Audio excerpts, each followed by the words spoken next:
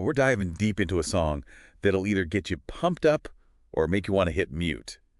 Gwen Stefani's Hollaback Girl. Ooh, yeah. Our listeners sent in the lyrics and the Wikipedia article. Okay. So let's break it down together. What do you think? I think it's a fascinating choice because, Hollaback Girl really divided people back in the day. Some people loved it. Other Wow. people are like, this is the most annoying song I've ever heard. So to understand, where all the love and hate comes from, I think we need to go back to, like, the beginning. Yeah. Like, where did the song even come from? The Litress.com lyrics start with Stefani just repeating, "This is my shit," like right out the gate. Just setting this super assertive tone. It's bold, even a little in your face. It is. What do you think? Was this Stefani just being confident or deliberately provocative? I think it was both. This song was a direct response to Courtney Love, who called Stefani a cheerleader in, like, a very derogatory way. And so Stefani took that insult and flipped it, She's like, yeah, I'm a cheerleader, but I'm a powerful cheerleader and I'm in control.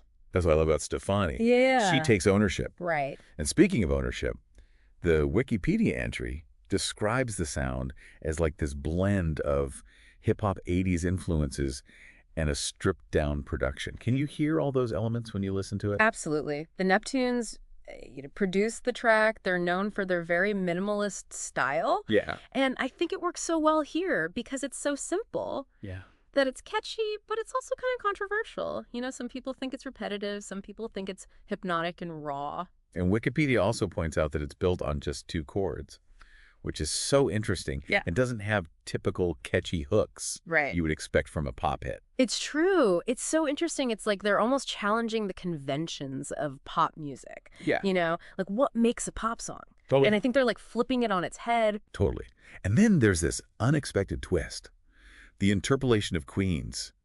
Another one bites the dust. Oh, yeah. Have you ever noticed that? It went over my head for years. Really? And now that you mention it, it's so obvious. Yeah. Like, it's right there in the lyrics. Another one bites the dust. It's subtle, It is. but it just adds this extra layer of defiance. Like Stefani is saying, I'm not just winning, I'm crushing the competition.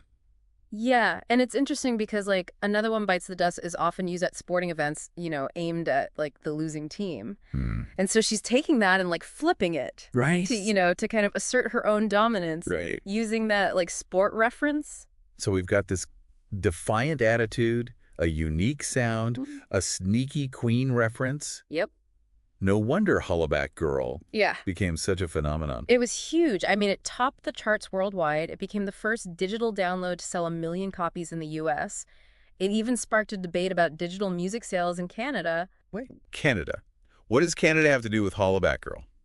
Okay, so the head of the Canadian Recording Industry Association, he used the song's sales figures to argue that their copyright laws needed to be stricter to combat file sharing. So he basically said that, Hollaback Girl should have sold way more copies in Canada based on their population compared to the U.S. So it was like a big thing. Wow. So wild that like a single song is causing like international controversy. I know. That's impact. It shows how music can be much more than entertainment. It can be a force for, cultural change, economic debate, even legal reform. Okay, so we've covered the origin story, the unusual sound, the Queen connection, even like an international incident. But there's one piece of the puzzle I'm still stuck on. The song's title. What exactly is a Hollaback Girl, and why did Stefani choose that phrase? That's where things get really interesting. The term Hollaback Girl had like a few different interpretations back then. Some people saw it as like a woman responding to catcalls. Yeah. Other people thought it was more about like taking charge, speaking your mind. Yeah. Even back then, the meaning was like open to debate. And that lack of clear definition is actually what makes it so powerful. Yeah. Like you can bring your own experience and perspective to it. Totally. It's a reflection of who you are as a listener and how you see the world. But what's even more fascinating is like where the phrase actually came from. Oh, I know. This is my favorite part. Years after the song was released, Pharrell Williams, one half of the Neptunes, revealed on Naomi Campbell's YouTube show that the inspiration came from Naomi Campbell? Naomi Campbell. Herself. Apparently someone like interrupted her during a conversation and she was like, I'm sorry, I have a name. I ain't no Hollaback Girl.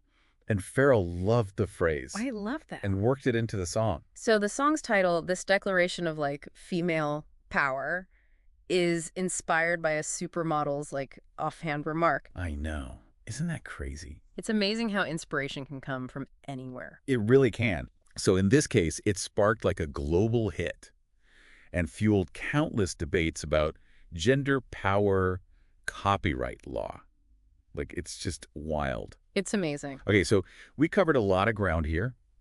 We explored the song's origin, its unique sound and structure, its massive impact on pop culture, but we haven't even touched on the lyrics themselves. I know. The whole other layer of meaning to unpack there. That's true. I think we need to dive into those Latras.com lyrics and see what she's really trying to say. All right, let's do it. We're going to take a quick break, but we'll be right back to dissect those lyrics and see what other hidden messages we can uncover. Stay tuned.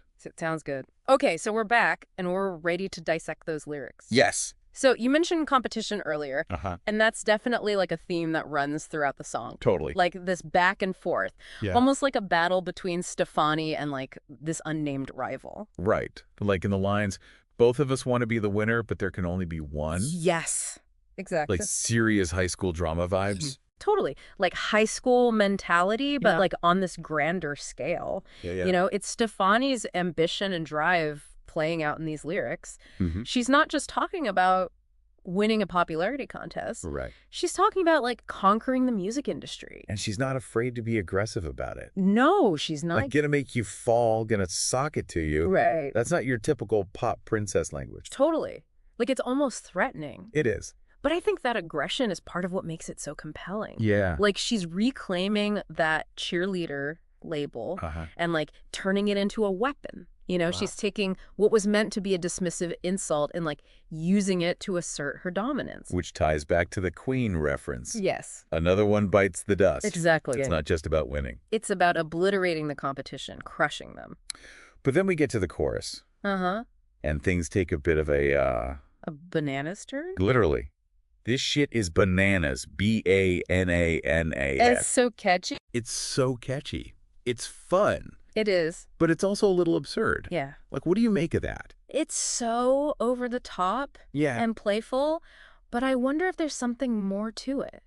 Like, Like, could this be a way of reclaiming a word that's often used to dismiss women's emotions? right. Like, oh, she's just being bananas, you know? Well, she's crazy. Yeah, exactly. And so she's taking that and turning it into like a declaration of power. Yeah, like, yes, I'm bananas. Yeah, And that's what makes me powerful. exactly. It's about taking control of the language Yeah. and using it to like celebrate female strength and individuality. Totally. And then also, musically, it's just so catchy. It's so catchy. Even if the meaning is open to interpretation, those It B-A-N-A-N-A-S. gets stuck in your head. It does. It's addictive. Totally. So we talked about the song's origin, Mm.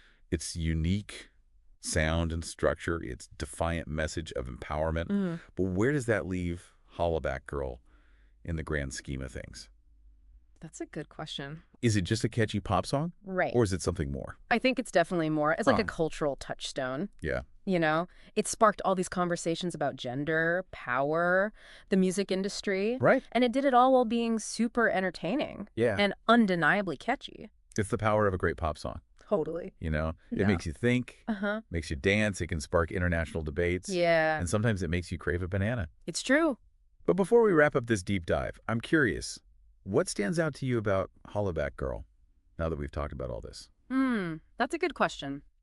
I think for me, it's how the song manages to be like both playful and powerful at the same time. Right. It doesn't shy away from like aggression, Mhm. but it also doesn't take itself too seriously, you know?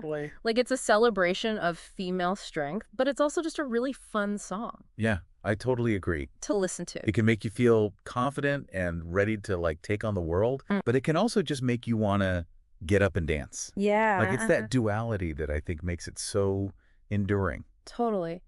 And it's something worth thinking about how a song can be both simple and complex, Right. both personal and universal, Yeah. you know? Both a product of its time and something that transcends time. It makes you appreciate like the artistry Yeah. and the thought that goes into creating a truly great pop song. Total. Hollaback Girl may seem like just a catchy tune on the surface, Uh-huh. but like we've discovered there's so much more going on There is. beneath the surface. Absolutely. That's why we do these deep dives. Yes. You know, to help you peel back those layers and like discover the hidden depths of the things that you love. Well said. So To our listener, thanks for sending in these sources. We hope this deep dive gave you a whole new perspective on Hollaback Girl. Keep those deep dive requests coming. And as always, please hit the like button and subscribe to the channel. The podcast sponsor is in the description below, so go and check them out. Thanks.